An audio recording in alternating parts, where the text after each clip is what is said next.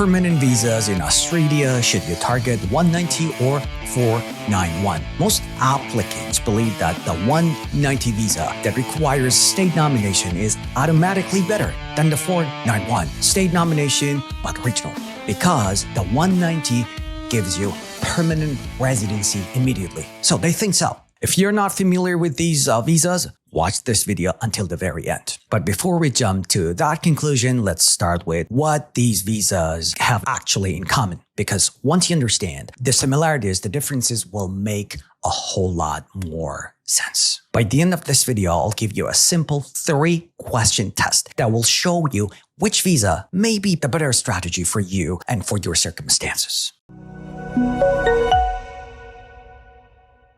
Hi, I'm Daniel Latifi, a registered migration consultant and a PhD holder from the University of Melbourne. Over the years, I've helped many people find the right visa for Australia. Before we get into this, subscribe, like, and share. Why? Because on this channel, I don't sell you immigration dream. I give you the immigration reality, honest information, no hype, and no false information. Folks, just a disclaimer. This video provides general information only. Your eligibility will depend on your occupation, points, state requirements, and personal circumstances. So make sure that you use this video as general advice. Let's begin with what these two visas have in common.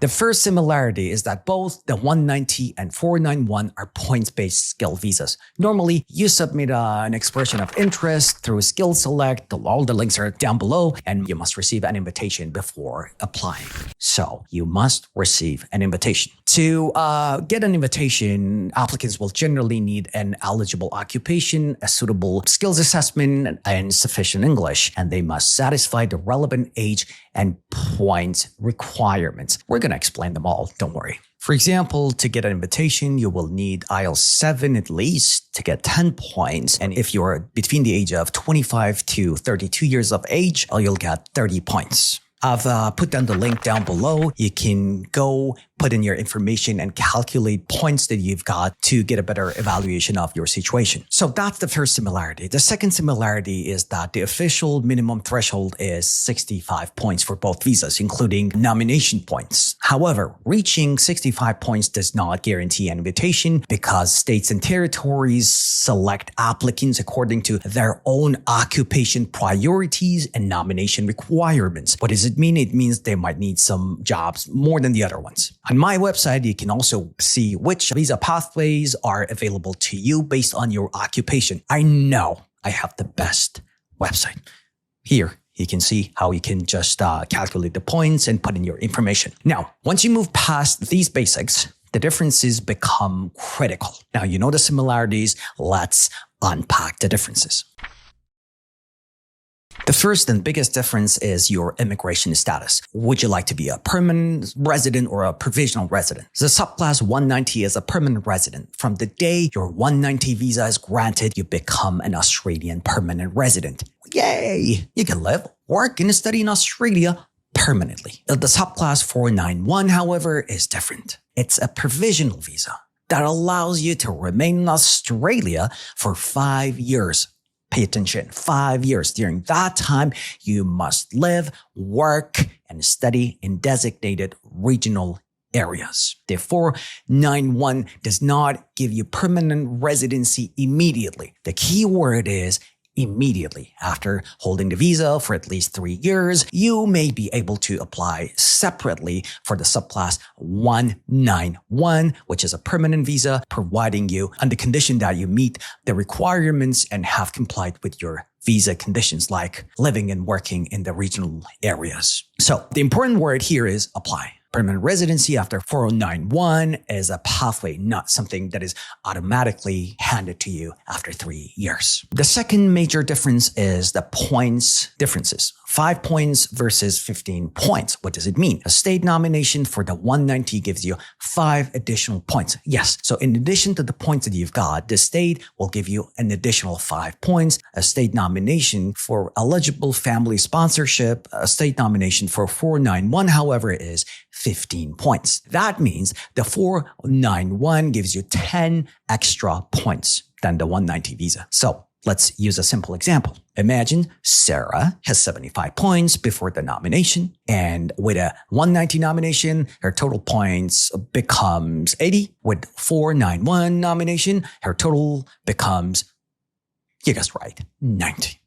That's a huge difference. These 10 additional points can make a significant difference in a competitive occupation. So it all depends on your occupation as well. However, do not assume that having more points automatically guarantees a state and territory nomination. Every state and territory has different selection criteria, occupation lists, employment requirements, and priorities. Yes, priorities. The points improve your eligibility, but the state will decide whether it wants to nominate you or not. Let's get to the third difference. Another key difference is the regional requirement. What does regional actually mean? Many applicants reject the 491 because they imagine that regional Australia means living in a remote town. Boring, yeah? With no employment opportunities. That is not true or not necessarily true. I'll explain more. For migration purposes, designated regional Australia includes many major cities and population centers. Perth, Adelaide, Canberra, the Gold Coast. Yeah, you've heard it right. The Gold Coast, Newcastle, Wollongong, Geelong are examples of locations treated as regional under the migration program. You can see the list of all the postcodes in the description down below.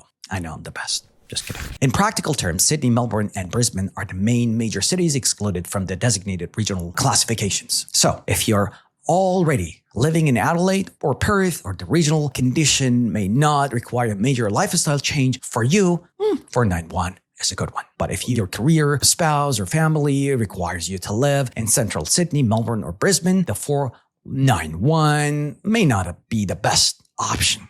But that's one of the factors. You should never accept a 491 nomination while you secretly planning to move immediately to non-regional Australia. They're going to know. The fourth difference is flexibility. The 190 is much more flexible than 491 because you can live the entirety of the state. If you don't hold a regional visa, then it means you don't have any restrictions. However, with 491, remember that a state or territory nominated visa will require you to stay in certain areas and live and work. So you should take your commitment to the nomination state seriously. With a 491, the regional requirement is directly connected to your visa conditions. You got to bear that in mind. That's a violation of the visa condition if you move somewhere else. And you and your family members holding the visa must live and work, and I cannot stress that enough, study in the designated regional areas while the relevant conditions apply. This means you should consider your spouse's employment, your children's education, and your entire family's plans, not only the main applicant's occupation. So, could your whole family live regionally for at least 3 years? Let's get to the fifth difference. The last important difference is occupation availability. Here, the scale is tipped towards 491 because 491 may include occupations that are not included in the 190 visa, the list. Australia's skilled occupation framework includes multiple occupation lists, and the lists applicable to the 491 can be broader in some circumstances, particularly because of regional occupations. Listen up, regional occupations. However, the occupations may vary from state to state. The state may invite an occupation for the 491, but not for the 190. That's the huge advantage. Another state may require employment, local residence, or a job offer. So you have to know everything about it. Therefore, always start with these questions. Is my occupation available? Which states are considering it? And only then decide whether the 190 or 491 is realistic for you. Pay attention. Now, let's answer the main questions. Which visa is actually better for you? So you have seen that I have mentioned a lot of variables. The 190 is generally better when you have a realistic chance of receiving a 190 invitation. You need the flexibility to live everywhere in the state. Your career or family circumstances require Sydney, Melbourne, or Brisbane, or you want permanent residency immediately. Now, what about 491? 491 may be the better strategy when your points are not competitive enough for the 190. Your occupation has stronger regional nomination opportunities. You are genuinely willing to live and work in a designated regional area, or receiving a realistic 419 opportunity now is better than waiting indefinitely for a 190 invitation.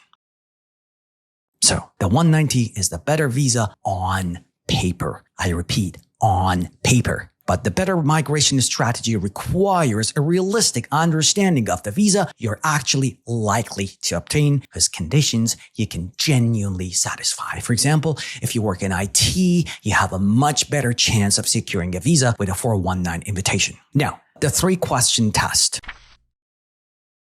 Before choosing between the 190 and 419, ask yourself these 3 questions. Do I have a realistic chance of receiving a 190 nomination with my occupation and points?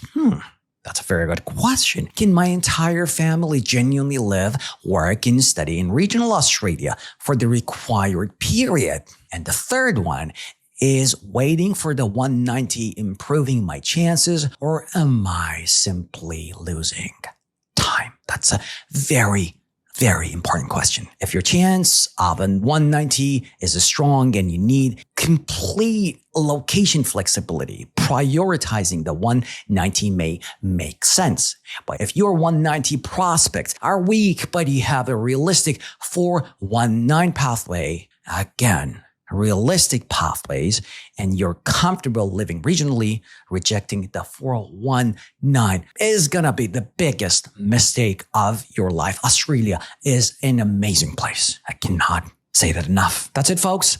If you want help, comment below or reach out to us on our social media. But if you need personalized professional advice based on your exact situation, you can pick up the phone or book a consultation using the link in the description down below. Before I let you go, subscribe, like, and share. Why? Because on this channel, I don't sell migration dreams. I tell you the migration reality. No hype, no false promises. Until the next video.